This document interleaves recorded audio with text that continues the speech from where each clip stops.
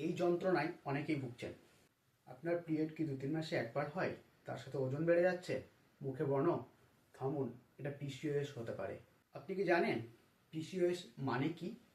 PCOS হলো ডিম্বাশয়ে হরমোনের সমস্যাকে পিসিওএস বলে।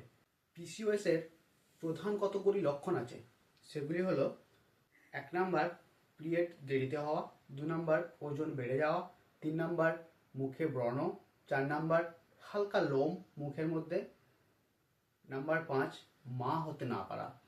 এই যন্ত্রণায় অনেকেই ভুগছেন। এখন চিন্তার বিষয় হচ্ছে কি করলে এগুলো কন্ট্রোল হবে। সর্বপ্রথম আপনাকে ঘুম 7 থেকে 8 ঘন্টা নিতে হবে।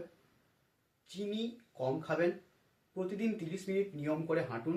বাজারের ফাস্টফুড এড়িয়ে চলুন। এখন বলি, ডাক্তারবাবুকে কখন দেখাবেন? যখন দেখবেন আপনার পিরিয়ড 3 মাসের বেশি হয়নি এবং বাচ্চা নিতেও অসুবিধা হচ্ছে, তখনই ডাক্তার দেখাবেন। পিসিওএস কিন্তু কোনো সমস্যা নয়, লাইফস্টাইল চেঞ্জ করলেই পিসিওএস সমাধান হয়। আর পিসিওএস মানেই যে মা হতে পারা যায় না, এটা ভুল ধারণা। এই ভিডিওটি সেভ করুন এবং আপনার আত্মীয় পরিজনের সাথে শেয়ার করুন, যাতে কারোর মনের ভয় কাটে